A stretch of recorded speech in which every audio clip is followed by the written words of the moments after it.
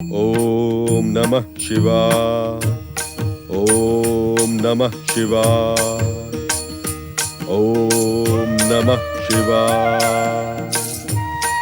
ओम नमः शिवाय।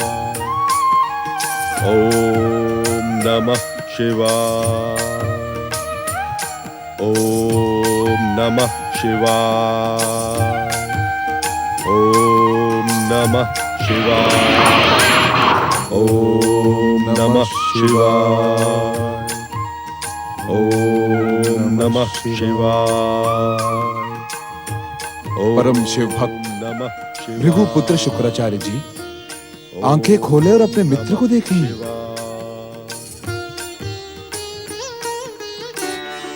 ओम नमः शिवाय। ओम नमः शिवाय। सूर्यपुत्र शनिदेव, आपके भीतर यह महान परिवर्तन देखकर हम स्तब्ध हैं। पिछली बार भी आप ओम नमः शिवाय में मेरा साथ देकर बिना बताए चले गए थे। बताएं मित्र, यह महान परिवर्तन आप में कैसे आया? ओम नमः शिवाय। ओम नमः शिवाय। दैत्य गुरु शुक्राचार्य जी, जिस प्रकार आपके महान पिता ने आपको प्रेरित कर आपकी तामसिक वृत्तियों का सर्वनाश किया, उसी प्रकार मुझे मेरे पिता की कृपा और भाइयों के उपहार ने तामसिकता का त्याग करने के लिए विवश कर दिया। अर्थात ओम नमः शिवाय। मित्र शुक्राचार्य जी, आपने सदा ही मेरा तामसी और विनाशकारी रूप देखा। इसी कारण आप उसे ही मेरा मूल स्वरूप समझने लगे। किंतु जिसे मानव मात्र के भाग्य का निर्धारण करना हो, उसके भीतर प्रेम, अहिंसा और मित्र भाव का होना परमावश्यक है। सत्य है, सत्य है भाग्य विधाता, सत्य है। किंतु प्रेम भाव, अहिंसावाद और मित्रता का भाव, इन सब की भावना आपके भीतर उजागर कैसे हुई? बताएं शनिदेव। शुक्राचार्य जी, संसार को प्रकाशित करने वाले मेरे पिता सूर्यदेव ने देवर्षि नारद के संकेत तथा परम पिता ब्रह्मा जी के परामर्श पर द्वितीय वर द्वारा श्री विष्णु को प्रसन्न किया। विष्णु जी ने प्रसन्नता के फलस्वरूप मेरे पिता सूर्यदेव को अमृत कलश से युक्त 2 पुत्रों का वरदान दिया। मेरे पिता के आदेश पर वे दोनों अश्विनी कुमार मेरे समीप आए। मध्यम भ्राता शनिदेव, अपने दोनों छोटे भाइयों का प्रणाम स्वीकार करें। मध्यम भ्राता शनिदेव, आपके हृदय में हमारे महान पिता के प्रति जो बैर भाव है, उसका त्याग करें। भ्राताश्री, हम आपके सम्मुख यही प्रार्थना लेकर प्रकट हुए हैं। हम आपको यह अमृत कलश भेंट करने के लिए ही प्रकट हुए हैं। इसे ग्रहण करें भ्राताश्री, इससे आपके तन, मन और आत्मा को शांति मिलेगी।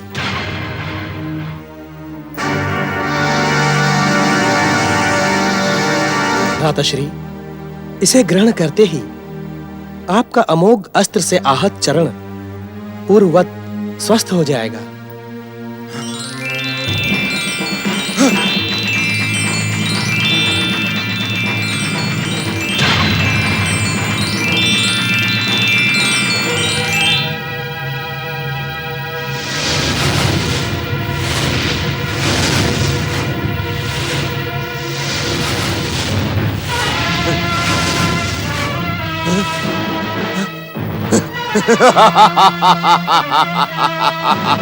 मध्यम भ्राताश्री, आपने हमारी प्रार्थना सुनी, इस कारण हम आपके आभारी हैं।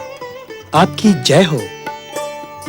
हर हर महादेव, हर हर महादेव, जय शिव शंकर।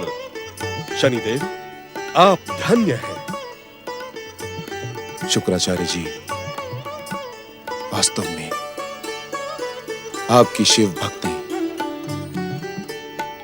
तथा ध्रुव की विष्णु भक्ति से हमारे मन में द्वेष, हिंसा और विनाश के स्थान पर प्रेम, अहिंसा और सहयोग के भाव जागृत हुए हैं।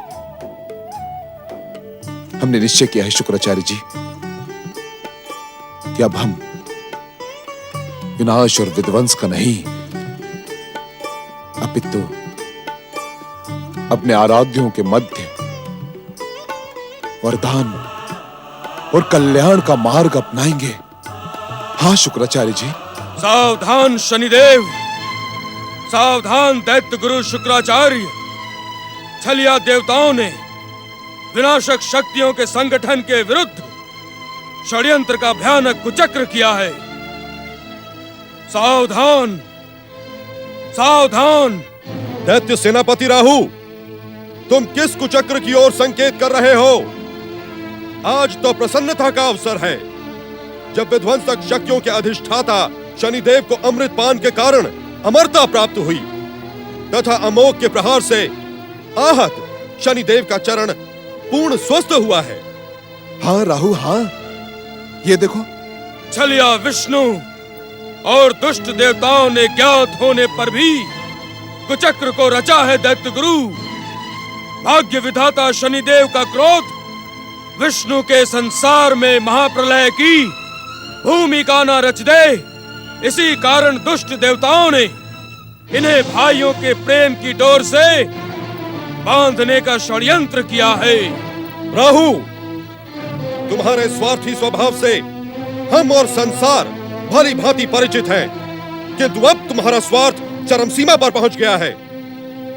तुम्हारे स्वार्थ के कारण तुम्हारे भीतर का विवेक नष्ट हो गया है। तुम किसी के कल्याण और सफलता को अपने स्वार्थ के कारण देख ही नहीं सकते। मेरे बार बार समझाने और सावधान करने के पश्चात भी छलिया विष्णु और दुष्ट देवताओं के षड्यंत्र के चक्कर में आ गए भाग्य विधाता, और अब दैत्य गुरु शुक्राचार्य को भी आपने उनके कर्तव्यों से विमुख कर दिया। दैत्य सेनापति राहु, मुझे मेरा कर्तव्य भली भांति ज्ञात है। दैत्य गुरु, यदि आपको अपने कर्तव्यों का ज्ञान होता तो इस प्रकार दैत्य शत्रु विष्णु की कृपा पर प्रसन्न ना हो रहे होते। राहु, अपने स्वार्थ पर नियंत्रण रखो, अन्यथा यह स्वार्थ तुम्हारा सर्वनाश कर देगा।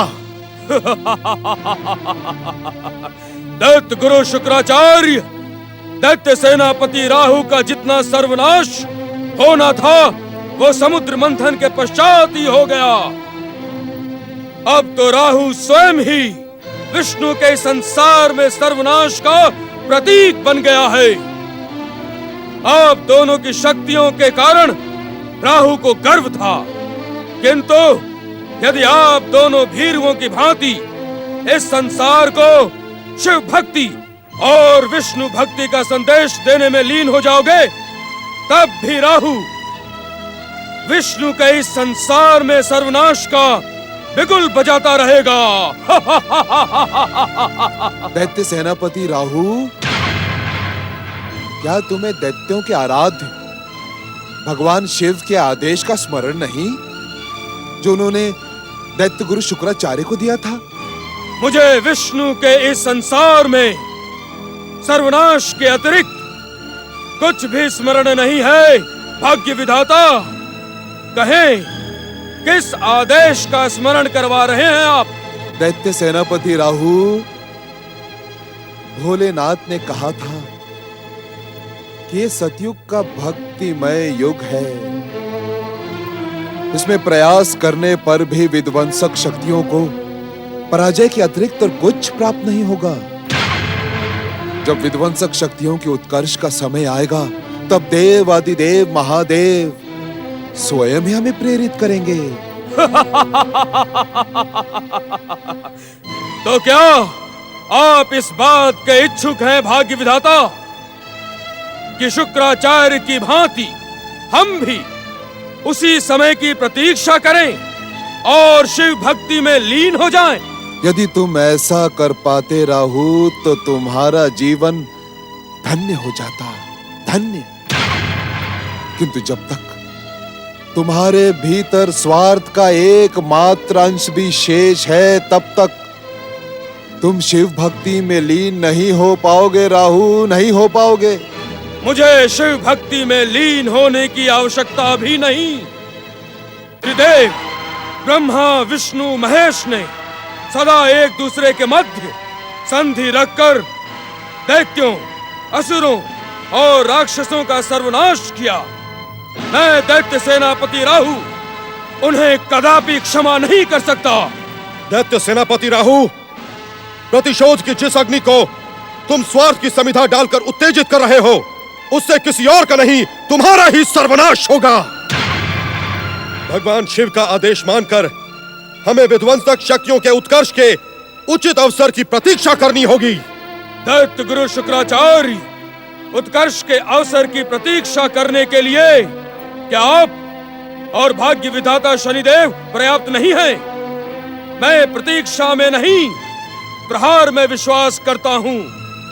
यदि छलिया विष्णु के मोहिनी स्वरूप को देखकर उस दिन मैं भी महाराज बलि और अन्य दैत्यों की भांति अमृत की प्रतीक्षा करता, तो विष्णु का कुचक्र मुझे जीवित ही नहीं रहने देता। तुम्हारे मस्तक कटने की दुर्घटना से हमें पूर्ण सहानुभूति है राहु।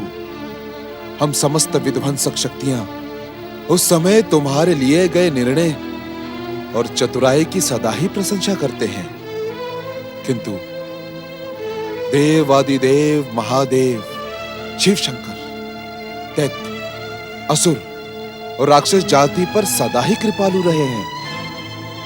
उनका आदेश मानकर यदि हम इस समय उचित अवसर की प्रतीक्षा करें तो यह अनुचित नहीं होगा राहु। आप करें प्रतीक्षा भाग्य विधाता शनिदेव। मैं तो विष्णु के संसार में अपने सर्वनाश के अभियान को निरंतर गति प्रदान करता रहूंगा। भाग्य विधाता शनिदेव, दैत्य गुरु शुक्राचार्य, मैं आपको भक्ति के मार्ग पर जाने नहीं दूंगा। मैं अपनी विध्वंसक, तामसिक और स्वार्थी शक्ति से आपके सात्विक मार्ग में भयानक बाधाएं उत्पन्न कर दूंगा। सावधान, सावधान। भाग्य विधाता शनिदेव, आपका ये परिवर्तित रूप न केवल मुझे प्रिय है, अपितु यह रूप हमारी मित्रता के अनुकूल है। आप स्वार्थी राहु के बहकावे में आकर उत्तेजित न हो, क्रोध का त्याग कर दें। यह क्रोध वास्तव में विनाश, सर्वनाश, द्वेष और प्रतिशोध का सूत्रधार बनता है। ओम नमः शिवाय, ओम नमः शिवाय, ओम नमः शिवाय, ओम नमः शिवाय। ओम नमो भगवते वासुदेवाय। ओम नमो भगवते वासुदेवाय। ओम नमो भगवते वासुदेवाय। ओम नमो भगवते वासुदेवाय। ओम नमो भगवते वासुदेवाय। ओम नमो भगवते वासुदेवाय। कैसी आवाज आ रही है? ओम नमो भगवते वासुदेवाय। ओम नमो भगवते वासुदेवाय। ओम नमो भगवते वासुदेवाय। ओम नमो भगवते वासुदेवाय। ओम नमो भगवते वासुदेवाय। ओम नमो भगवते वासुदेवाय।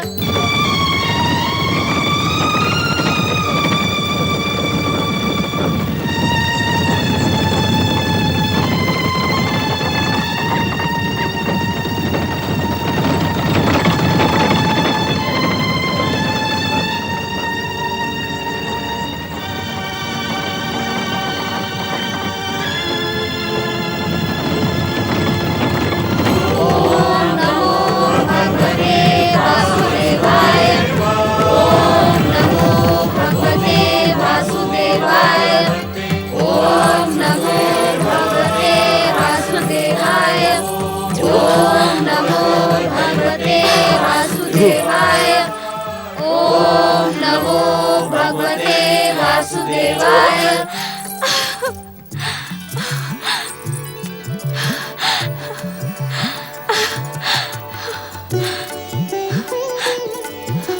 आयुष्मान भवा पुत्र, आयुष्मान भवा। माता सुरुचि, यदि आपके सम्मान में मुझसे कोई अपराध हो गया हो तो मुझे क्षमा कर दें। मुझ पर और अधिक पाप न चढ़ाए भक्त शिरोमणि। मेरे अपराधों को अपनी विशाल हृदय माता की भांति क्षमा कर दे। हे कंपिला के महान प्रजावासियों, मेरी दुष्टता को क्षमा करें। नहीं माता सुरुचि, नहीं, आपने कोई अपराध नहीं किया है। हम, आप सब तो निमित्त मात्र हैं। कर्ता तो वे हैं जिन्होंने अपनी कृपा से इस पृथ्वी लोक को धन्य कर दिया है। जगदीश्वर भगवान श्री हरि विष्णु की जय। भक्त वत्सल भगवान श्री हरि विष्णु की जय। पुत्र, पुत्र,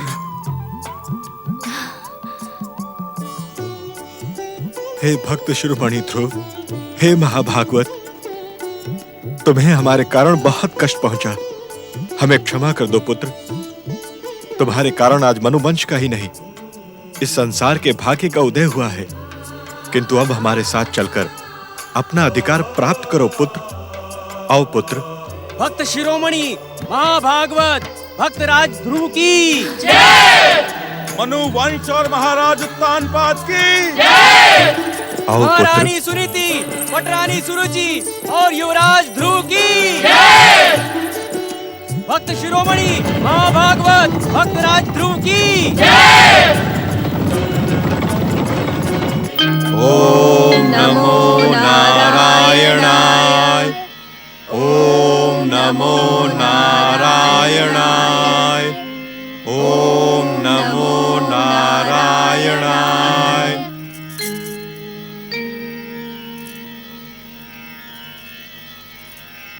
हे मनुकुल के आराध्य जगदीश्वर भगवान श्री विष्णु, आपकी परम कृपा के कारण मेरे परिवार पर आया भयानक संकट न केवल टल गया, अपितु हमारे पुत्र ध्रुव को अपनी अमोघ भक्ति प्रदान करके आपने न केवल हमारे कुल को अपितु इस पृथ्वी लोक को भी धन्य कर दिया। आपकी जय हो श्री विष्णु, आपकी कोटि कोटि जय हो। जय हो, जय हो, जय हो, जय हो।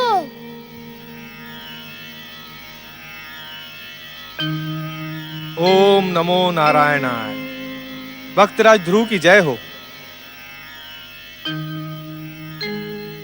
क्षमा करें महाराज, पृथ्वी लोक को अपनी अमोघ भक्ति से धन्य धन्य करने वाले भक्तराज ध्रुव के दर्शन पाने के लिए प्रजा व्याकुल हो रही है।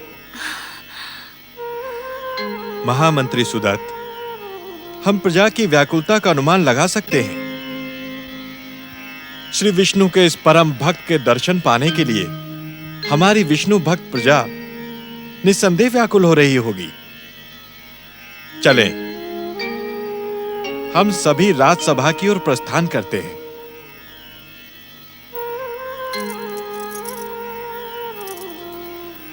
आइए।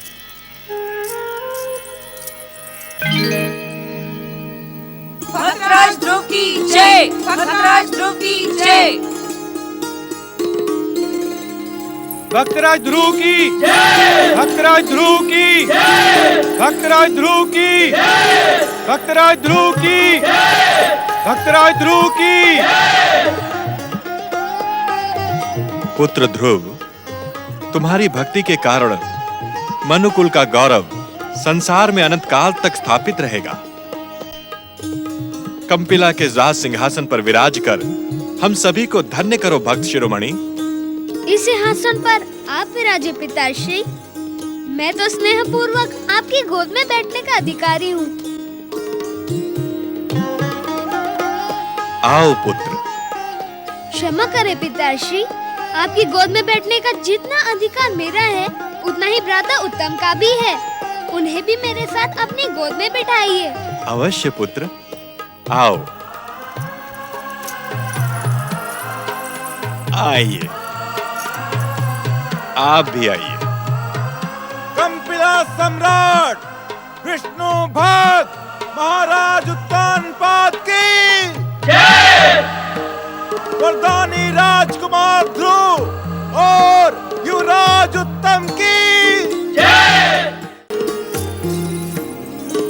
क्या कंपिला की राजसभा में मैं अपनी एक प्रार्थना प्रस्तुत कर सकती हूँ? अवश्य।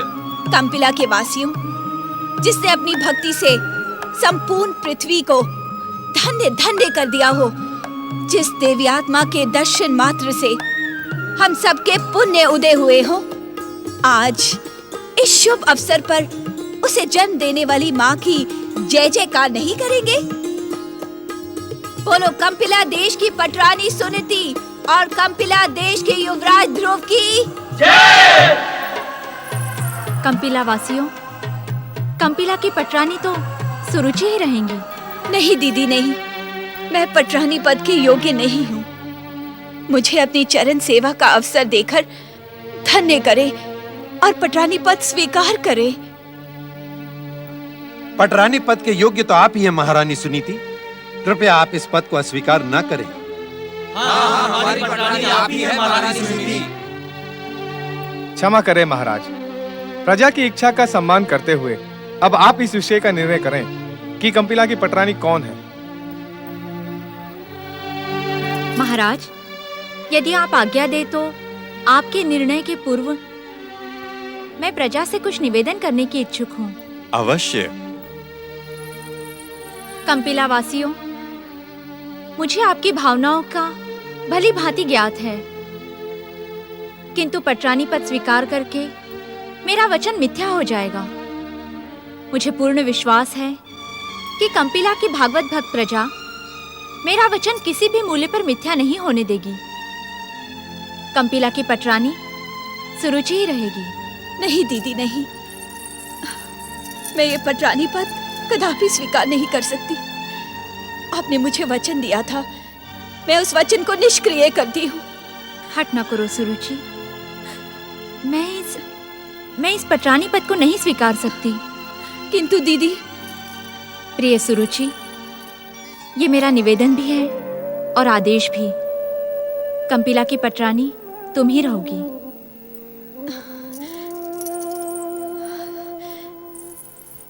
क्षमा करें महाराज, क्या ये संभव नहीं कि पटरानी मेरे साथ ही साथ दीदी सुनीति भी हो? इस संसार में परम विष्णु भक्तों के लिए कुछ भी असंभव नहीं है। संभवतः इस समय तुम्हारे मन में जो विचार जन्मा है वो हमारे आराध्य श्री विष्णु की प्रेरणा से ही जन्मा हो। हम तुम्हारे विचार का स्वागत करते हुए ये घोषणा करते हैं कि आज से कंपिला की एक नहीं 2 पटरानियां होंगी। कंपिला देश की पटरानी सुनीति और पटरानी सुरुचि की जय। महाराज, दीदी सुनीति के आदेश के कारण मुझे पटरानी पद स्वीकार करना पड़ा, किंतु अब आप भक्तराज ध्रुव को अपना युवराज घोषित करें। आयु में उत्तम से बड़े होने के कारण भक्तराज ध्रुव युवराज पद के सच्चे अधिकारी हैं। क्षमा करें पिताश्री, जिस प्रकार कंपिला की 2 पटरानियां हैं, क्या उसी प्रकार 2 युवराज नहीं हो सकते? आप घोषणा करें पिताश्री कि हम दोनों ही आपके युवराज और उत्तराधिकारी हैं। तुम धन्य हो ध्रुव। कंपिला का युवराज उत्तम ही रहेगा, किंतु क्या महाराज? कंपिला के प्रजावासियों, बालक ध्रुव ने छोटी सी आयु में सृष्टि के पालन करता जगदीश्वर भगवान श्री विष्णु की परम कृपा एवं वरदान प्राप्त करके स्वयं को कंपिला राज सिंहासन का सच्चा अधिकारी सिद्ध कर दिया है। इस कारण हम ये घोषणा करते हैं कि कंपिला का राज सिंहासन ध्रुव को प्रदान कर हम अब वानप्रस्थ आश्रम स्वीकार करेंगे। नहीं पिताश्री नहीं, ऐसा कठोर निर्णय ना लें। मैं तो अभी अबोध बालक हूँ। राजनीति और शासन का तो मुझे ज्ञान भी नहीं है। पिताश्री, मेरा निवेदन मानकर आप अपनी घोषणा लौटा लें तथा मुझ पर अपनी छत्र छाया तब तक बनी रहने दें जब तक मैं वयस्क नहीं हो जाऊं। यदि आपने इस समय वानप्रस्थ ग्रहण करने का निर्णय किया तो मैं एक बार पुनः अपने पिता की छत्र छाया से वंचित हो जाऊंगा। आप ये निर्णय लौटा लें पिताश्री। क्षमा करें महाराज, युवराज ध्रुव का प्रस्ताव न्याय संगत है। इस समय कंपिला को आपकी अत्यधिक आवश्यकता है और उससे अधिक आपके प्रेम और छत्रछाया की आवश्यकता है युवराज ध्रुव को, जिसे जन्म से ही आपका संरक्षण प्राप्त न हो सका। महाराज, आप भक्तराज ध्रुव के प्रस्ताव का सम्मान करें। भक्तराज ध्रुव का प्रस्ताव उचित है महाराज। प्रजा की इच्छा का सम्मान करना राजा का परम पावन कर्तव्य होता है। हमें ज्ञात है कंपिला वासियों कि हमारा निर्णय नीति के विरुद्ध नहीं है, किंतु मैं भक्तराज ध्रुव के प्रस्ताव को अस्वीकार नहीं कर सकता। नियति और होनी के सन्मुख हम सब विवश हैं। इसी नियति और होनी के कारण हमारा पुत्र इतने वर्षों तक हमसे दूर रहा। मैं उसकी भावनाओं का आदर करते हुए और उससे पिता का प्रेम प्रदान करने के उद्देश्य से अपना निर्णय लौटाता हूं। महाराज उत्तानपाद, युवराज ध्रुव और युवराज उत्तम की, पटरानी सुनीति और पटरानी सुरुचि की जय जयकार से कंपिला राज्य गूंज उठा। महाराज उत्तानपाद ने भक्त शिरोमणि ध्रुव का प्रस्ताव स्वीकार कर लिया। उधर पृथ्वीवासियों पर कृपा करने पधारी देवी यमुना ने अपने प्रिय भाई यमलोक के स्वामी सूर्य पुत्र यमराज को पुकारते हुए कहा, यमलोक के स्वामी भैया यम, आपकी प्रिय बहन यमुना आपके दर्शनों के लिए आतुर है। कृपा करके मुझे अपने दर्शनों से कृतार्थ करें भैया यम। मैं लंबे समय से आपकी प्रतीक्षा कर रही हूँ भैया। मेरी पुकार सुने यम भैया, मेरी पुकार का उत्तर दे यम भैया। यम भैया। भैया, क्या बहन यमुना का स्वर तुम्हारे हृदय को भी उसी प्रकार द्रवित कर रहा है जिस प्रकार मुझे? हाँ भैया, पिताश्री ने बताया था कि मध्यम भ्राता शनिदेव और बहन तृप्ति के समान ही यमलोक के स्वामी यमराज और बहन यमुना भी हमारे अग्रज भाई बहन हैं। भैया, हमारी बहन यमुना हमारे अग्रज भाई यमदेव को दर्शनों के लिए पुकार रही है। हमें इनकी सहायता करके इनकी उद्विग्नता का शमन करना चाहिए। हाँ भैया, पिताश्री के द्वितीय व्रत की सफलता के कारण हमें श्री जगदीश्वर विष्णु की कृपा से ये आकार इसीलिए प्राप्त हुआ है कि हम पिताश्री के यशस्वी परिवार में प्रेम पूर्ण वातावरण स्थापित करने के साथ ही देवताओं को रोग और विकारों से मुक्ति प्रदान कर सके।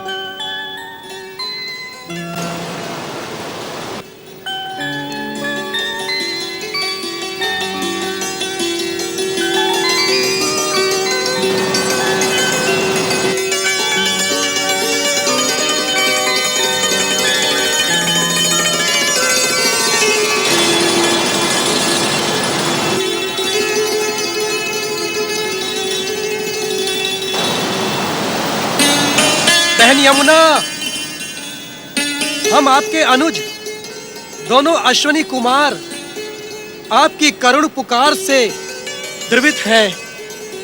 कृपा करके हमें अपने दर्शन दे। बहन यमुना, हम आपकी सहायता के उद्देश्य के लिए ही यहाँ प्रकट हुए हैं। हमें अपने दिव्य दर्शन प्रदान करें बहन यमुना।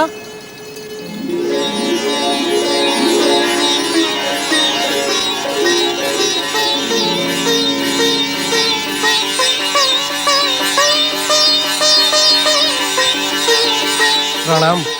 कौन हो तुम दोनों? हम आपके छोटे भाई अश्वनी कुमार हैं।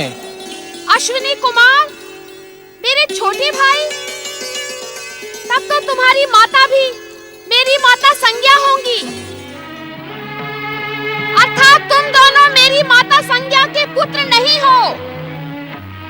मुझे स्वयं को मेरा भाई बताने का दुस्साहस क्यों कर रहे हो? मुझे भ्रमित करने के पीछे तुम्हारा क्या उद्देश्य है? सत्य कहो, अन्यथा अपनी शक्ति से मैं तुम्हारी माया का क्षण भर में सर्वनाश कर दूंगी।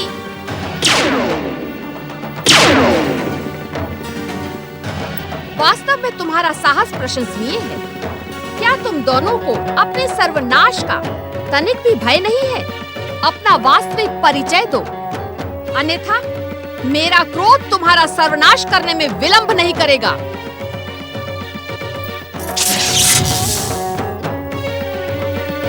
क्या तुम दोनों को मृत्यु ही प्रिय है? क्या तुम दोनों मेरे अग्रज भाई यमदेव का निवाला बनने के उद्देश्य से ही मेरे समीप आए हो?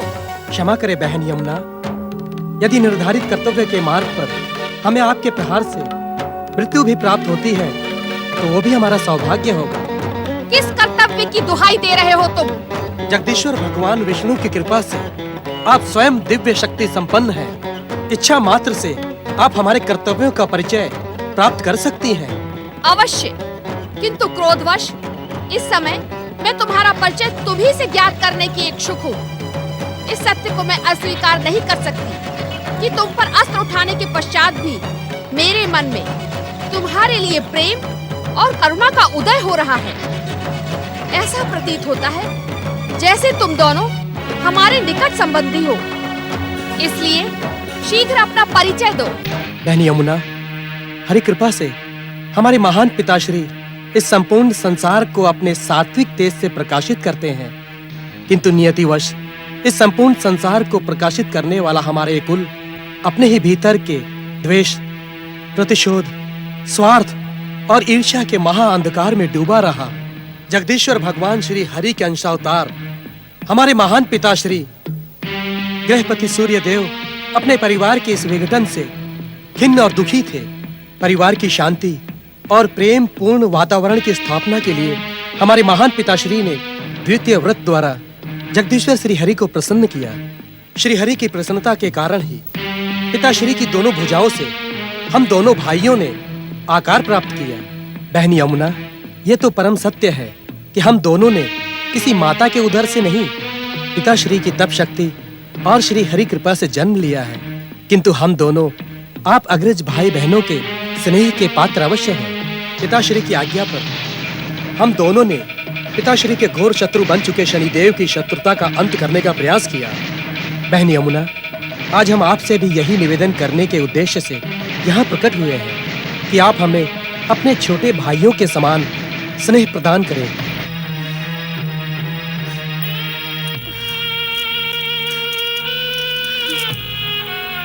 अश्विनी कुमारों, तुमने अपना परम पावन परिचय देने में इतना विलंब क्यों किया? मुझे क्षमा कर दो अनुजो।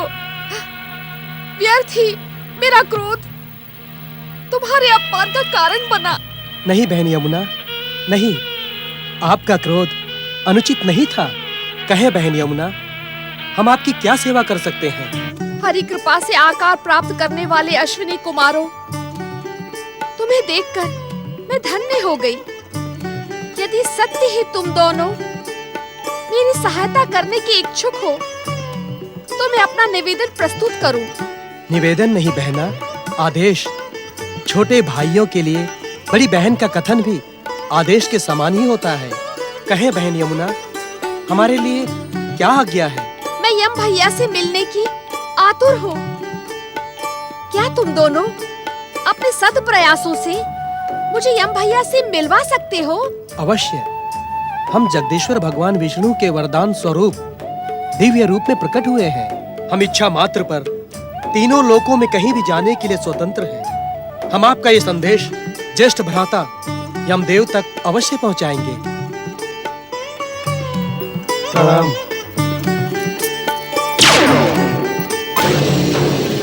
सूर्यपुत्र महाराज यमराज जी की जय हो, जय हो। सूर्यपुत्र महाराज यमराज जी की जय हो, जय हो।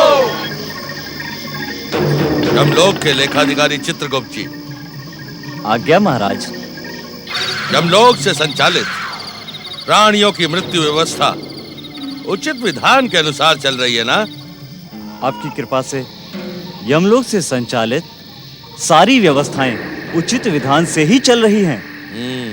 निश्चित समय पर यमदूत प्राणियों के प्राण उनके शरीर से खींच लेते हैं।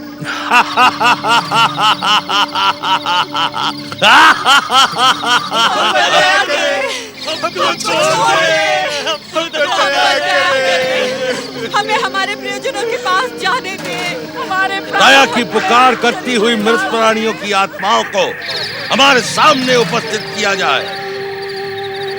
जो आज्ञा महाराज। यमदूतों, आज लाए गए मृत प्राणियों की आत्माओं को महाराज के सामने प्रकट करो।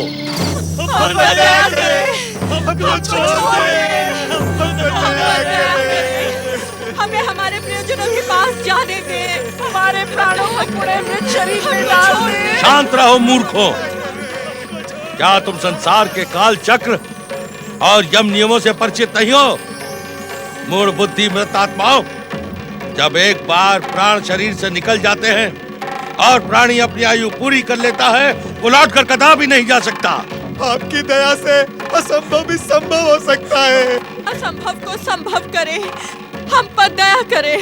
मूर्ख, क्या आज तक तुमने किसी मृत प्राणी को पुनः जीवित होते हुए देखा है?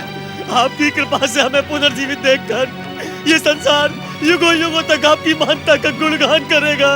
हम पर दया करें। प्राणी लोक में जन्म लेते ही मृत्यु की यात्रा आरंभ हो जाती है। प्राणी पल प्रति पल मृत्यु की ओर बढ़ता है। जिस दिन उसकी आयु पूर्ण हो जाती है, हमारे यमदूत उसके प्राणों को खींचकर यमलोक ले आते हैं। यदि जीवन यात्रा में उसने सत्कर्म किए हैं तो उसे नियंता की कृपा प्राप्त होगी और दुष्कर्मी को यमदूत आहत करेंगे। देव, हमने अनेकों सत्कर्म किए हैं। हमारे नगरवासी हमें सत्कर्मी ही कहकर पुकारा करते थे। तुम्हारे सत्कर्मों का निर्णय यमलोक का लेखा जोखा नियंत्रण करने वाले चित्रगुप्त जी करेंगे। चित्रगुप्त जी। आज्ञा महाराज। इन मृत आत्माओं के पूर्व जन्मों के कर्मों का लेखा देखकर बताएं। इन्हें दंड प्राप्त होगा अथवा पुरस्कार से सम्मानित होंगे। इनके पाप और पुण्यों का फल प्रदान करें। जो आज्ञा महाराज।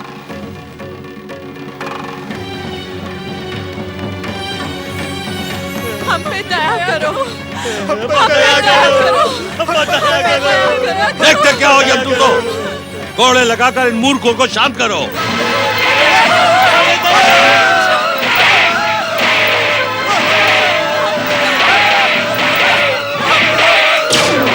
प्रणाम ज्येष्ठ भ्राता यमदेव। ज्येष्ठ भ्राता, हम आपके अनुज अश्विनी कुमार हैं।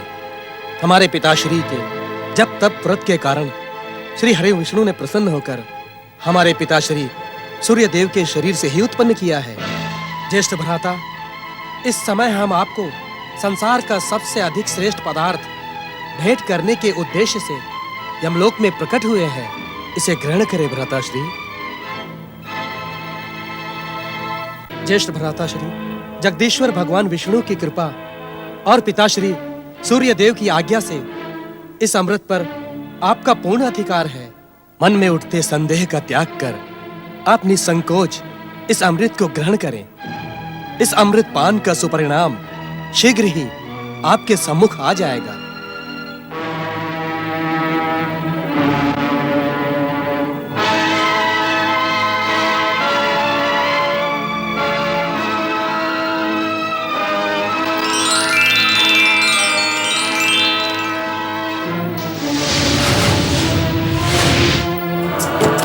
देखते क्या हो यमदूतों, कोड़े लगाकर इन मूर्खों को शांत करो।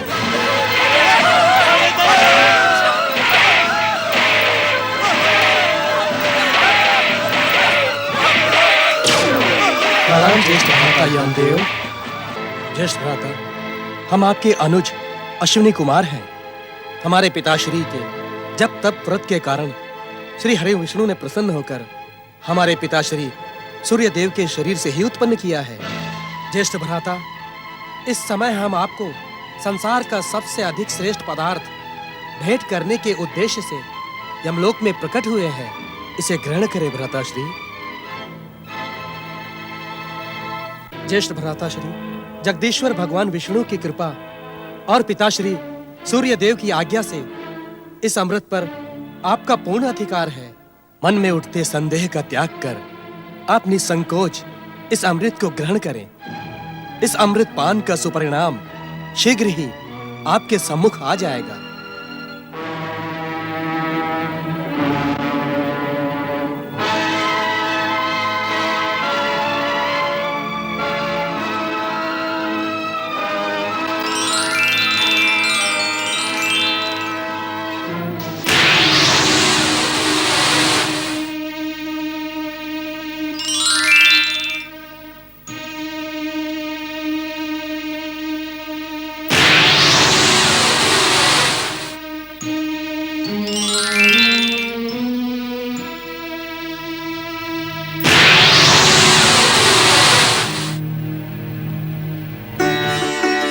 नीचो, इस अमृत का पान करने से मेरे मन में दया और प्रेम की भावना जागृत हो रही है।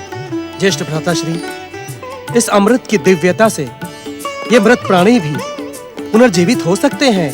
हमें भी दीजिए, हमें भी जीवित करें, हमें भी जीवित करें। ज्येष्ठ भ्राताश्री, हम आपकी न्याय व्यवस्था में हस्तक्षेप करने के इच्छुक नहीं हैं। आपकी आज्ञा और इच्छा के बिना अमृत इन मृत प्राणियों की आत्माओं को प्राप्त नहीं हो सकता।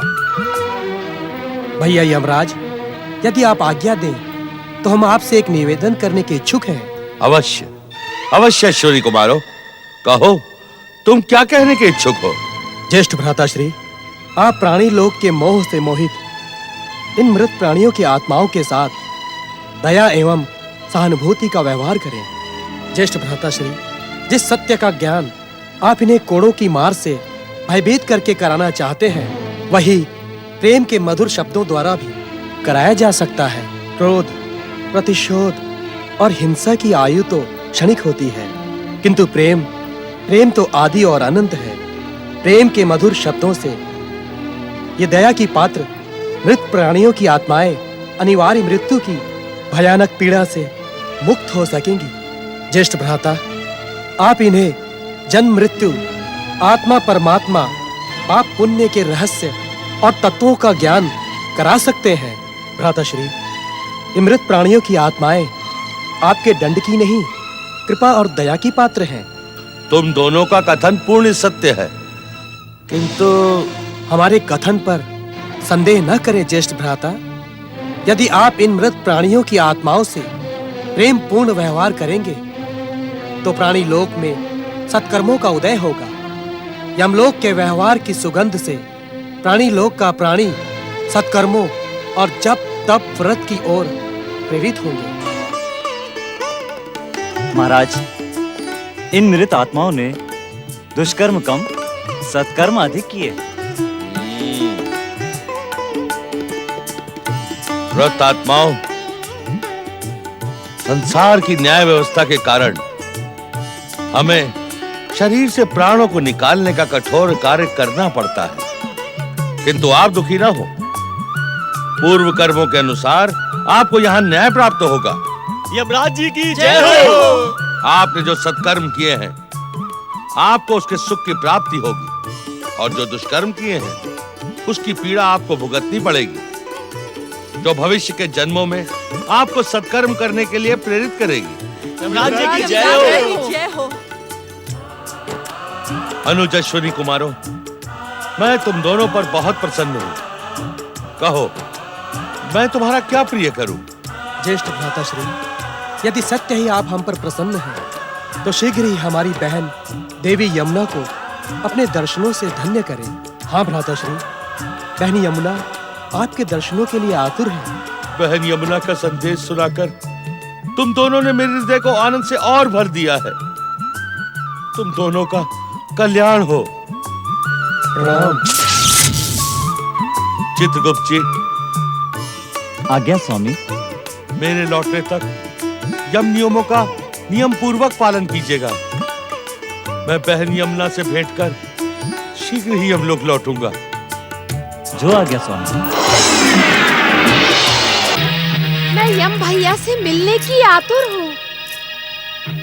क्या अश्विनी कुमारों ने यम भैया तक मेरा संदेश नहीं पहुँचाया? क्या अश्विनी कुमारों की दिव्य शक्ति यमलोक तक पहुँचने में सक्षम नहीं हुई? क्या भैया यम मेरा संदेश सुनकर भी मुझे दर्शन देने के इच्छुक नहीं है?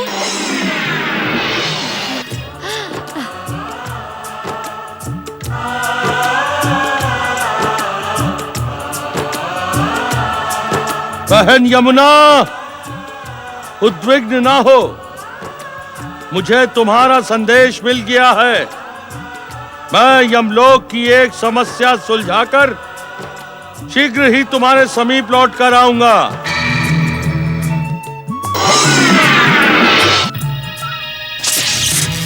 विचलित ना हो बहन यमुना, यम भैया शीघ्र ही आपके समीप आएंगे। परंतु वे आकर लौट क्यों गए?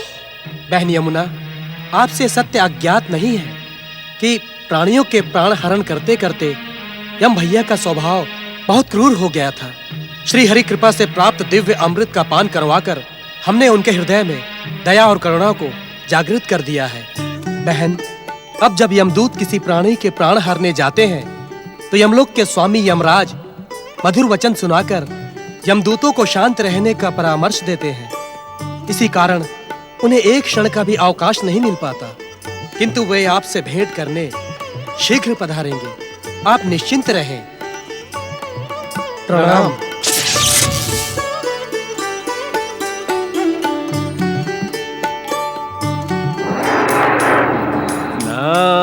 नारायण नारायण।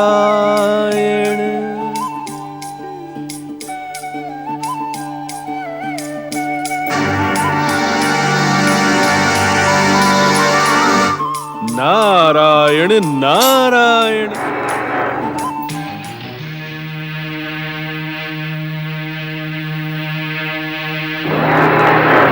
नारायण नारायण। जिनके अट्टहास का स्वर बिना बात को संसार में गूंजता रहता है, वो आज इस प्रकार निराश, शांत और उदास क्यों है?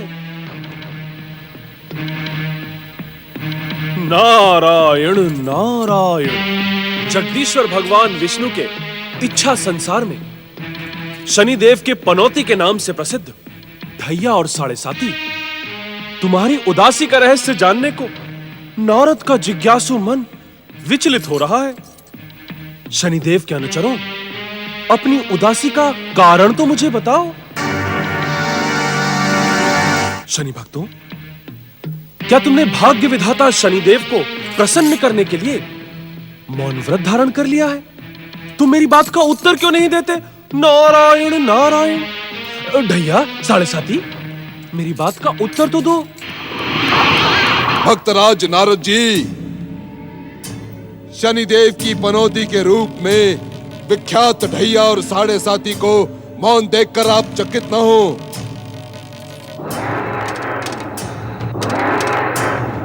नारायण नारायण। हाँ नारद जी, अब इन दोनों की वाणी सदा सदा के लिए मौन हो गई है। अर्थात ये कि हमारी इच्छा मात्र से ढैया और साढ़े साथी एक शब्द भी बोल नहीं पाएंगे। भाग्य विधाता शनिदेव, आपने ऐसी अनिच्छापूर्ण इच्छा की ही क्यों? नारायण नारायण। आप तो इस सत्य से परिचित हैं नारद जी कि संसार में हम भाग्य विधाता शनिदेव प्राणियों के दंड का निर्धारण करते हैं। इसलिए हमने भी निर्णय ले लिया कि प्राणियों के दंड के निर्धारण में हम हिंसा, क्रूरता का सहयोग कभी नहीं लेंगे, कभी नहीं नारद जी। नारायण नारायण। भाग्य विधाता शनिदेव, आपने आया यह महान परिवर्तन मेरे आश्चर्य की समस्त सीमाओं को लांघने लगा है। नारायण नारायण। भाग्य विधाता शनिदेव, क्या बात बात पर भयानक अट्टहास करने के स्थान पर आपने सदा इसी प्रकार मुस्कुराते रहने का प्रण कर लिया है? क्या आपकी विध्वंसक विनाशक, भयानक और मारक कुदृष्टि से संसार का कोई भी प्राणी आहत नहीं होगा। नारद जी, इस संसार का कोई भी रहस्य आपके लिए रहस्य नहीं। आपको भली भांति ज्ञात है कि हमारे छोटे भाई दोनों अश्विनी कुमारों ने हमें अमृत पान करवा के हमारा कायाकल्प कर दिया। नारायण नारायण, कायाकल्प अर्थात? हाँ नारद जी, यदि अब हम किसी पर क्रोधित होते हैं अथवा उसके दुष्कर्मों से उत्तेजित होकर कुदृष्टि डालने का प्रयास भी करते हैं नारद जी, तो हमें अपने भाइयों के प्रेम पूर्ण स्वर सुनाई देते हैं। स्वर? कैसे स्वर भाग्यविधाता शनिदेव? देवर्षि, इस संसार के समस्त राग, द्वेष, छल, कपट, नीति, अनीति, कुनीति, धा, ईर्षा को आश्रय प्रदान करने वाले विध्वंसक शक्तियों के अधिष्ठाता भाग्य विधाता शनिदेव अपने भाइयों के प्रेम की कोमल डोर से बंध गए हैं। नारायण नारायण। देवर्षि, किसी प्राणी के दुष्कर्मों से क्रोधित होकर हम जब को दृष्टि डालने का विचार भी करते हैं तो हमें अपने भाइयों के मधुर स्वर सुनाई देते हैं कि इन पर दया करें भ्राता श्री, इन पर दया करें, इन्हें दंडित ना करें, इनका मार्गदर्शन करें। अभी आप ही बताइए नारद जी कि अपने भाइयों के प्रेम की कोमल डोर से बंधे हम इन प्राणियों को दंडित कैसे कर सकते हैं? प्रेम रस की मिठास ऐसी ही होती है भाग्य विधाता। जो एक बार इसका स्वाद चख लेता है वो जीवन भर इसकी मिठास से आनंदित रहता है। किंतु किंतु क्या भक्तराज? नारायण नारायण। शनिदेव, सृष्टि के विधान के अनुसार आप दंडनायक हैं। प्राणियों के दुष्कर्मों का दंड देना आपके अधिकार क्षेत्र में आता है। क्या अपने भाइयों के प्रेम की कोमल डोर में बंधकर आपने दंड योग प्राणियों को भी दंड न देने का निर्णय कर लिया है? देवर्षि, दंड के पात्र को हम अवश्य दंडित करेंगे, किंतु पहले की भांति पीड़ित और प्रताड़ित करके नहीं। नारायण नारायण। अर्थात फिर किस प्रकार दंडित करेंगे आप? देवर्षि, जो हमारी भक्ति, हमारा जप तप व्रत करेगा, हम उसे संसार का सर्वोत्तम सुख प्रदान करेंगे, किंतु किसी अन्य की पूजा आराधना करने वाले से हम ईर्ष्या और द्वेष भी नहीं रखेंगे। इससे ना ही केवल हमारे भक्तों को हमारी भक्ति के शक्ति का परिचय प्राप्त होगा, अपितु वे हमारे भक्ति में सदा सदा के लिए लीन हो जाएंगे। नारायण नारायण। भाग्यविधाता शनिदेव, क्या इसी कारण आपकी पनौती के रूप में विख्यात धैया और साढ़े साती की आपको आवश्यकता नहीं? क्या इसी कारण आपने इन्हें वाणीहीन कर दिया है? धन्य आप नारद जी, धन्य हैं। अनुमान लगाने में आप कभी भी चूक नहीं करते। आपका कल्याण हो।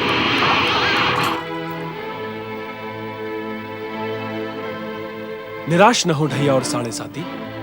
सृष्टि चक्र में कभी भी एक सा समय नहीं रहता और समय चक्र के परिवर्तन के साथ आपको अपने स्वामी की कृपा अवश्य प्राप्त होगी।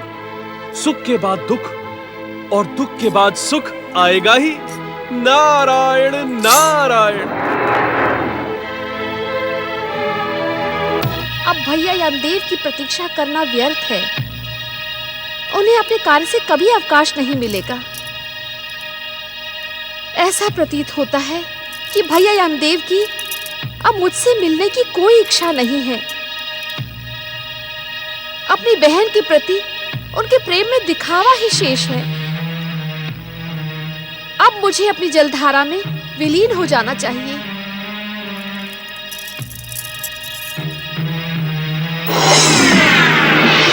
अपने भाई की व्यस्तता के कारण रुष्ट ना हो बहन। हमें क्षमा कर दो। कर्म के बिना जीवन की कोई गति नहीं है बहन, किंतु अब मैं तुम्हारी इच्छा तक तुम्हारे साथ रहूंगा। कैसी हो बहन? आपकी कृपा से मुझे यहाँ कोई कष्ट नहीं है भैया। मुझे ये जानकर हार्दिक आनंद हुआ कि हमारे छोटे भाइयों अश्विनी कुमारों ने आपकी क्रूरता को समाप्त कर दिया है। वास्तव में ये ज्ञात करने के पहले मैं सदा यही सोचकर दुखी रहती थी कि ये प्राणियों के प्राण हरण करने का कैसा क्रूर कर्म आपने अपना लिया है। मैं तो यही सोच रही थी भैया कि अश्विनी कुमारों के अमृत पान के पश्चात भी आपके हृदय की निर्ममता का अंत नहीं हुआ। अपनी निर्ममता और क्रूरता के कारण ही आपके हृदय में आपकी बहन यमुना की कोई स्मृति शेष नहीं बची। बहन यमुना, जो तुम कह रही हो वो अमृत पान के पूर्व परम सत्य था, परंतु अब घोर असत्य है। कहो बहन, इतने दिनों तक तुम्हारे समीप ना आने के प्रायश्चित स्वरूप हम तुम्हें क्या प्रदान करें? अपनी इच्छा निसंकोच कहो बहन, हम तुम्हारी हर इच्छा पूर्ण करेंगे। भैया, यदि आप सत्य ही मेरी इच्छा पूर्ण करने के इच्छुक हैं, तो सर्वप्रथम मैं अपने हाथों से बनाया स्वादिष्ट भोजन आपको कराना चाहूंगी। ज्ञात नहीं भैया, अपने कार्यों में व्यस्त रहने के कारण आप ठीक से भोजन कर पाते हो अथवा नहीं।